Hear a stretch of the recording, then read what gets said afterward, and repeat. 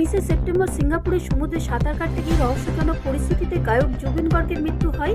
জুবিন গর্গের মৃত্যুর তদন্তের মধ্যে বিশেষ তদন্ত দল এসআইটি গায়কের দুই ব্যক্তিগত নিরাপত্তা কর্মকর্তা পিএসও ব্যাংক অ্যাকাউন্টে প্রায় 1 কোটি টাকার একটি গুরুত্বপূর্ণ আর্থিক লেনদেনের সন্ধান পেয়েছে। আসামের মুখ্যমন্ত্রী হিমন্ত বিশ্ব শর্মা বলেছেন যে রাজ্য সরকার জুবিন গর্গের মামলার আর্থিক দিকটি খতিয়ে দেখার জন্য এনফোর্সমেন্ট ডিরেক্টর এবং আয়কর বিভাগকে অনুরোধ করেছে।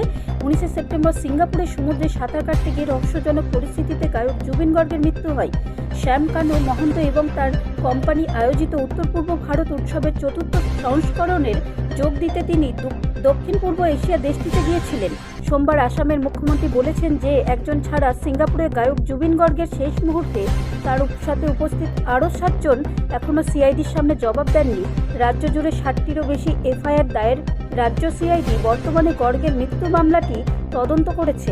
উত্তর পূর্ব ভারত উৎসবের প্রধান আয়োজক শ্যাম কানু মহন্ত যেখানে গায়ক পরিবেশনা করতে গিয়েছিলেন, তার ম্যানেজার সিদ্ধার্থ শর্মা এবং ব্র্যান্ড সদস্য শেখর জ্যোতি গোস্বামী এবং অমৃত প্রভা মহন্ত 10 জনের বিরুদ্ধে রাজ্য জুড়ে 60টিরও বেশি এফআইআর দায়ের করা হয়েছে। এই মামলায় এই 4 জনকে গ্রেপ্তার করা হয়েছে এবং প্রত্যেককে 14 দিনের পুলিশ রিমান্ডে পাঠানো হয়েছে। ব্যুরো রিপোর্ট, রাষ্ট্রীয় প্রসার বাংলা।